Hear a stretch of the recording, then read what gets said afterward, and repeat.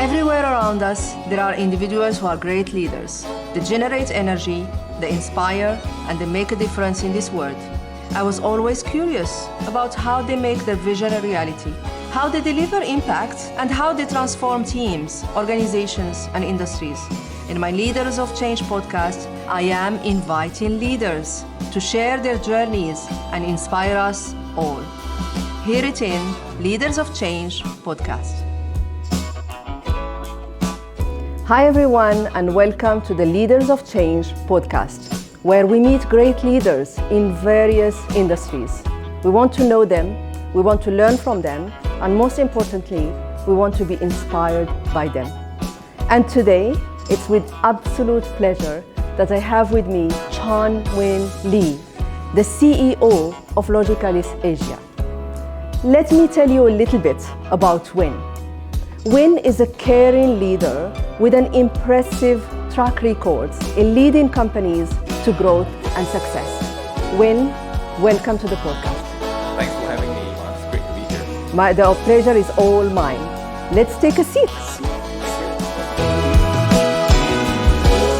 So hi Win, thanks for coming today. Thanks, Imane. Thanks for having me. Pleasure to be here. You know, I didn't do you a justice when I introduced you a few minutes ago. Why wouldn't you tell us about your career journey and leadership style?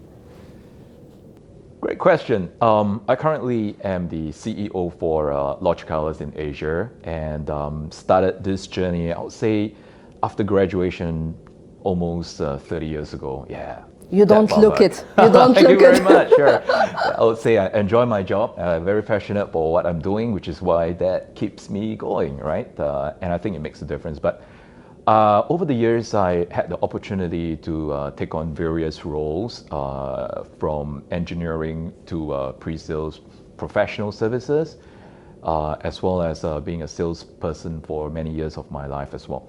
But deep down inside, what really pushed me forward was the desire and passion to solve solutions for my customers. Wow. Right. And over time, I progressed from being a seller selling to individual customers to product marketing, where I had a chance to sell to a whole market. Right. And from there, I took on general management roles, which led me to where I am today, right now at Logicalis, which is a really exciting opportunity.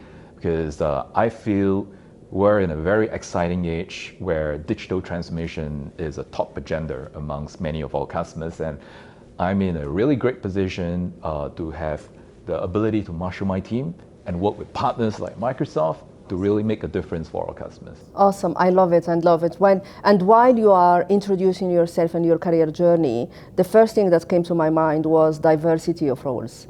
The fact that you are coming from diverse roles, from engineering to pre-sales to product management to sales and then to general management, gives you that empathy to understand each and everyone in your organization. Yes. And brings me to the next point as well. You know, I did some research about you, and I went to your team and I said, how would you describe Win? And they said, he's a caring leader, which is impressive. It's usually we have strong leaders, impressive leaders, caring leaders. It was mind-blowing for me. Why do you think they said so, and what's caring for you? Well, that's surprising, given the degree to which I push my teams to their limits almost on a daily basis. So yeah, it's interesting that they use the attribute caring, but I don't go out of the way to be caring per se, but what I do recognize is that we're all individuals, right? Yes. And we're all motivated by different things. We have different priorities, and we come from diverse backgrounds. Yes.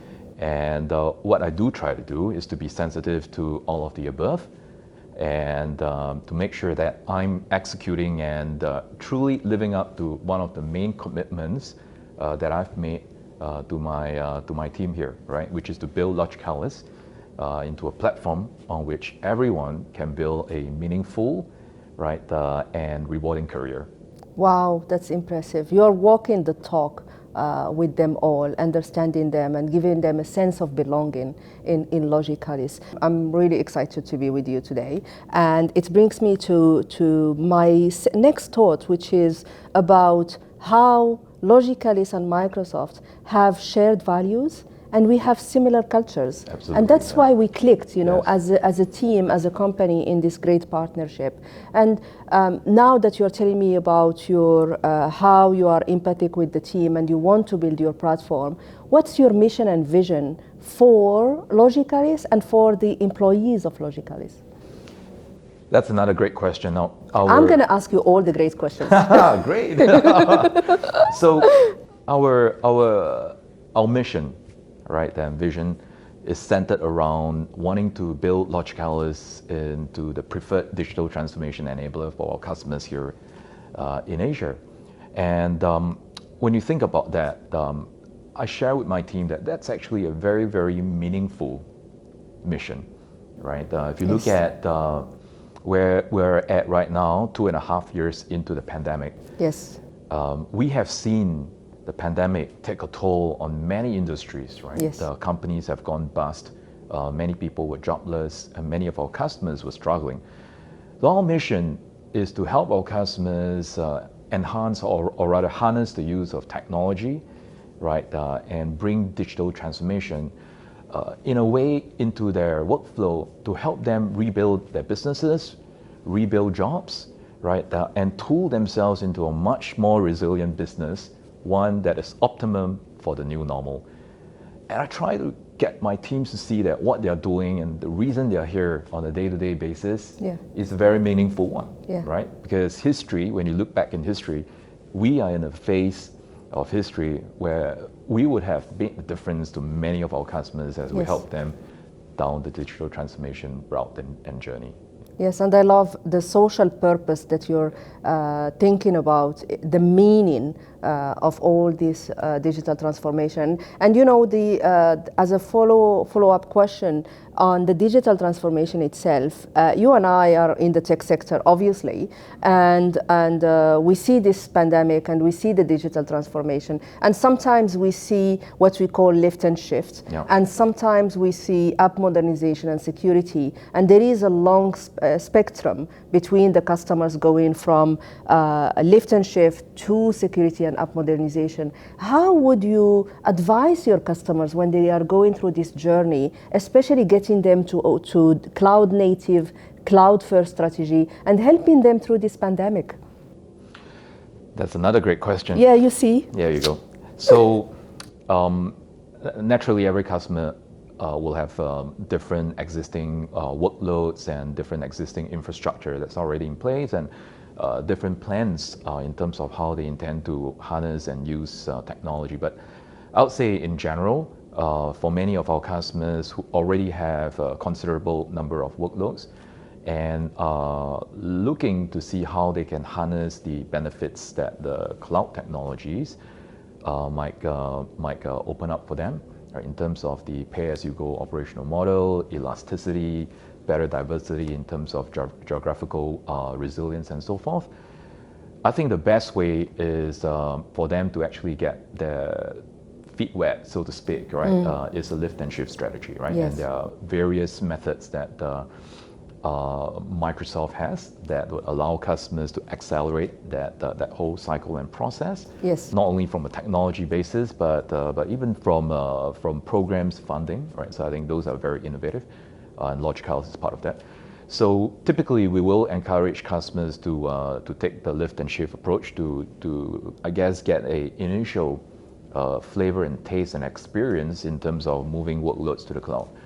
But in the longer term, for customers to truly make full advantage or make full use, take full advantage of the core benefits that I touched upon, elasticity and burstability. Yes. I think they do need to truly modernize their applications, right? True. And that's where we can work together to make that a reality for our customers. Yes, I couldn't agree more. I couldn't agree more. And going into the pandemic after 2 years, I honestly feel that in 2022 we see more hope, we see more optimism. What are your aspirations as well in this year and beyond?